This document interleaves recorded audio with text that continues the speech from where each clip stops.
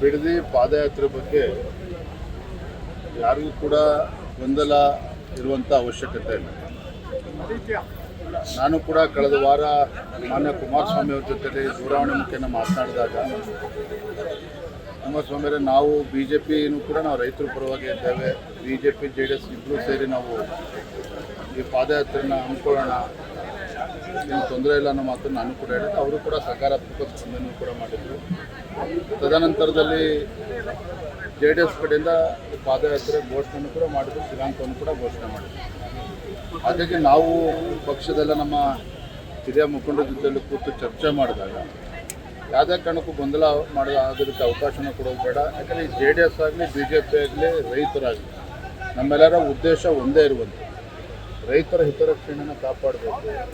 ಈಗಾಗಲೇ JDS ಅವರು ದಿನಾಂಕ ಘೋಷಣೆ ಮಾಡಿರೋದ್ರಿಂದ ಸಾಂಕೇತಿಕವಾಗಿ ಸಿಂಬಾಲಿಕ್ ಆಗಿ ನಾವು ಅವ್ರಿಗೆ ಖಂಡಿತ ನಾವು ಬೆಂಬಲವನ್ನು ಕೊಡಬೇಕು. ಸದನದ ಒಳಗಡೆನೂ ಕೂಡ ನಾವು ರೈತರ ಪರ ಹೋರಾಟವನ್ನು ಮಾಡಬೇಕು ಅನ್ನೋ ಮಾತನ್ನು ಚರ್ಚೆ ಮಾಡಿಯೇ ಮೊನ್ನೆ ದಿನ ಆರ್ ಅಶೋಕ್ ಅವರು ನಾವೆಲ್ಲ ಪಕ್ಷಕ್ಕೆ ನಾನು ಹೋಗದೇ ಇರೋದಕ್ಕೆ ಬೇರೆ ಏನೂ ಕಾರಣ ಇಲ್ಲ. ಪೂರ್ವ ನಿಗದಿತ ಕಾರ್ಯಕ್ರಮ ಚಿಕ್ಕಬಳ್ಳಾಪುರ, ಕೋಲಾರ ವಿಧಾನ ಪರಿಷತ್ ಚುನಾವಣೆ ನಿಮಿತ್ತ 2-3 ಬಾರಿ ಕಾರ್ಯಕ್ರಮಗಳು ನಿಗದಿಯಾಗಿ ಕ್ಯಾನ್ಸಲ್ ಆಗಿದೆ. ಭಾನುವಾರನೇ ಮಾಡಬೇಕು ಅಂತೇಳಿ ಅವ್ರ ಅಪೇಕ್ಷೆ ಇತ್ತು. ಅದಕ್ಕೆ ಪೂರ್ವ ನಿಯೋಜಿತ ಕಾರ್ಯಕ್ರಮದ ಪ್ರಕಾರ ನಾನು ನಮ್ಮ ಕೋಲಾರ ಚಿಕ್ಕಬಳ್ಳಾಪುರ ಹೋಗಿದ್ದೇವೆ ವಿನಃ ನಾವು ಮತ್ತೆ ಸಾಂಕೇತಿಕವಾಗಿ ಅಂತ ಹೇಳಿದ ಮೇಲೆ ನಮ್ಮ ಆರ್ ಅಶೋಕ್ ಅವರು ನಮ್ಮ ಮುಖಂಡರೆಲ್ಲ ಹೋಗಿದ್ದಾರೆ. ಹಾಗಾಗಿ ಇದ್ರ ಬಗ್ಗೆ ನಮ್ಮಲ್ಲಿ ಯಾವುದೇ ರೀತಿ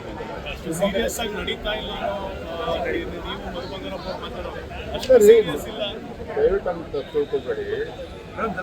ಅಶೋಕ್ ಅವರು ಏನು ಹೇಳಿದ್ರು, ವಿರೋಧ ಪಕ್ಷದ ನಾಯಕರು ಸಾಂಕೇತಿಕವಾಗಿ ನಾವು ಬೆಂಬಲವನ್ನು ನೀಡ್ತಾ ಇದ್ದೇವೆ ಅಂತ ಹೇಳಿದ್ದೇನೆ. ನಾನು ಅದನ್ನೇ ಇಂಗ್ಲೀಷಲ್ಲಿ ಸಿಂಬಾಲಿಕ್ ಆಗಿ ನಾವು ಇದು ಮಾಡ್ತಾ ಇದ್ದೇವೆ ಅಂತೇಳಿ ಬೆಂಬಲ ನೀಡಿದ್ದೇವೆ ಅಂತ ಹೇಳಿದ್ದೇನೆ. ಎರಡನೇದು, ನಾನು ಹೇಳಿರ್ತಕ್ಕಂಥ ಉದ್ದೇಶ ನೀವು ತಪ್ಪು ತಿಳ್ಕೊಳ್ತಾ ಇದ್ದೀವಿ.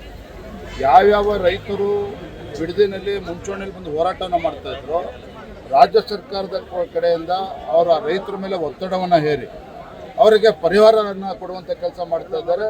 ಕೆಲವು ರೈತರಿಂದ ಹಿಂದೆ ಸರ್ಕೊಳ್ತಾ ಇದ್ದಾರೆ.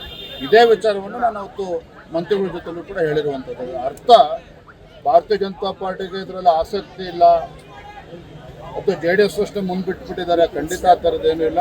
ನೀವು ಸದನದಲ್ಲೂ ಕೂಡ ನೋಡ್ತಾರೆ. ಬಿಡದಿ ವಿಚಾರ ಇರ್ಬೋದು, ಏರ್ಪೋರ್ಟ್ ವಿಚಾರ ಇರ್ಬೋದು. ಇನ್ನು ನಾನು ಚಿಕ್ಕಬಳ್ಳಾಪುರ ಹೋದಾಗ ಶಿಡ್ಲಘಟ್ಟದಲ್ಲಿ ಅಲ್ಲೂ ಕೂಡ KDB ಭಾಳ ಬಲವಂತವಾಗಿ ಜಮೀನನ್ನು ಒತ್ತುವರಿ ಮಾಡ್ಕೊಳ್ಳೋಕೆ ಹೊರಟಿದ್ದಾರೆ.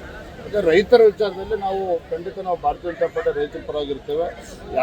ಯಾವುದೇ ಗೊಂದಲಕ್ಕೆ ಅವಕಾಶ ಇಲ್ಲ.